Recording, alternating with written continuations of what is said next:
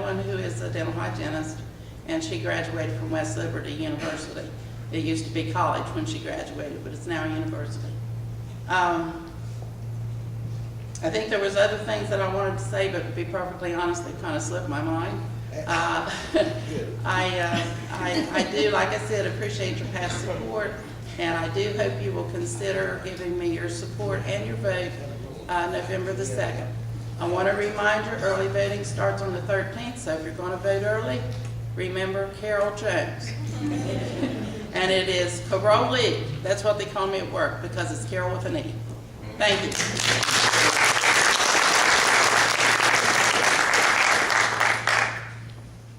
We now move into the state portion of the ticket of the ballot, and these folks, we're going to give them 4 minutes for the timing. Jamie, why don't you just set that? First, we're going to call on the list Dan Poley. Dan?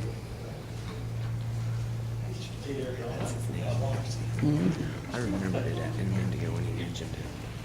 I couldn't think of it. Thank you. I was trying to bet John and I'd get to go first. Usually that doesn't happen.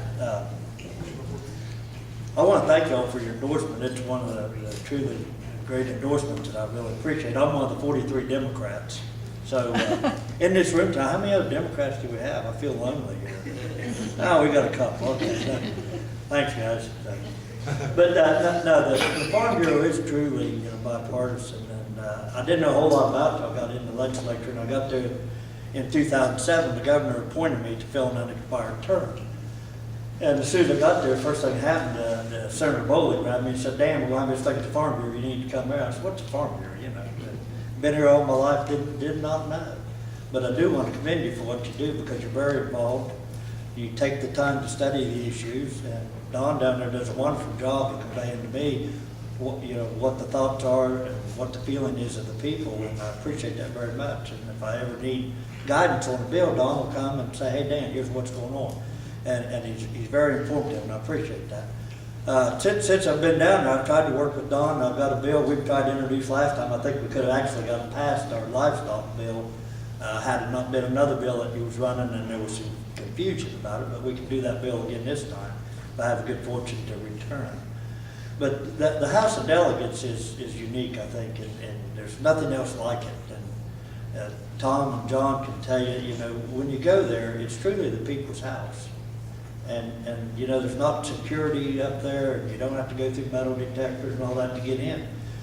We walk in our office, there's liable to be 10 people sitting in our office waiting on us. We don't know who, you just walk in. You just come to our office. So it's open, and it's the people's house, and I truly love serving there because of that, because people have issues, they have concerns, and they come to Charleston to say, "Hey, I need help," And I think that's what government should be. We should be there to help. Do we get what we want all the time? No. Are we going to? No. It's not going to happen. It's not a perfect world. But it is a way to come to express your concerns, to get some representation. And I'm really glad to be there and be able to do that for people. I just love it when we go out there and the rotunda's full and all the people there to see what's going on in government.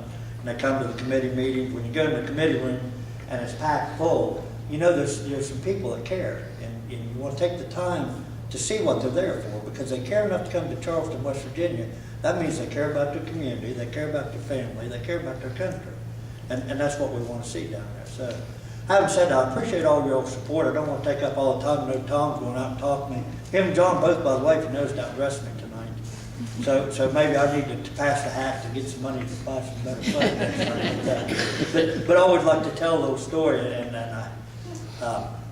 We've got a 1-year-old grandson, and in my day job I work for a union, so I travel quite a bit. And then when I'm in the legislature, I'm gone a lot. So my wife has learned to be without me, and she likes it better that way, I think. But anyway, I come home from the legislature, and I'm gone, and I'm in Baltimore, and I go to Las Vegas, and all these places they send me. And I come back, and I walk in the bedroom, and here's this little pillow and a little silk blanket, and I'm moving this stuff around. She's, hey, don't touch all that, I'm like, what's going on here? I mean, my 2 daughters just got out of high school, moved out, got the house herself. I think hey, life's going to be great. It's going to be me and my wife. We'll have all this time together. We'll bond again and all that. And here's this stuff. And I said, "This got to go." She said, "No, that's where Cameron sleeps. That's her grandson." I said, he sleeps here? She said, yeah. I said, where do I sleep? She said, you go back to the hotel. But anyway, I want to thank you all for your support. You all have a good evening, and I do appreciate how much you care about your community, because it does help. Thank you.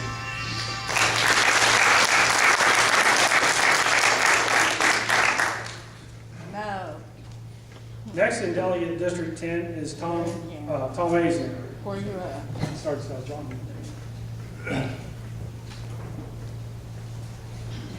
Oh, okay, you got a long time yet. Thank you very much for inviting me here tonight. I'll just tell you a little bit about myself. I attended local schools. I graduated from Hardenburg High School. I graduated from West Virginia University. I spent 2 years in the Marine Corps.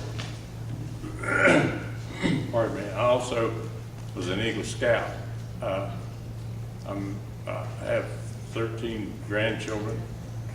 That gives you a lot of motivation to run when you think about their future. Excuse me. And I was president of the Vienna Lions Club, and that gives me, that's about my background. I'm not like Steve Gaynor, I need more than one vote, so. And Jamie Six. I could need every vote I can get. Excuse me. I've been endorsed, I think, by the Farm Bureau every time I ran. I appreciate your endorsement. It's probably, like somebody said, the most coveted endorsement that you can have. I support their issues. I think one of the most important things about the farming community is the people they produce as well as the food. I don't know which is most important, but the people are, if you go to a 4-H meeting, you go to a Farm Bureau meeting, you look around the room, I don't think you see any potheads or any people that cause trouble in the community. They're all real upstanding people who contribute to the community. Excuse me. I was reading this before I left home. I thought I was reading the Republican platform until I looked at the front cover. I agree with most everything in here. I think some of the problems we're going to have is like somebody else said, with OPED, the unfunded liabilities of pension plans are unfunded to the point that I think it's, unless we address it pretty soon, it's going to be catastrophic. Another thing I think we need to address is high school dropouts. Somebody said it's 25%, and I think that's an accurate figure. But I know you all know this, but 1 out of 4 kids drop out of school. And I think one of the reasons nobody addresses is that these schools are all getting bigger, consolidations, and I think a lot of kids feel left out. And I think that's one thing that we could address. Another thing, I'd like to encourage everybody to vote. How am I doing on the time? Doing good? Good. Did a minute? Yeah. That's not all bad. Excuse me. But bad politicians are elected by good people who don't vote. We all need to go vote. There's guys over in Afghanistan.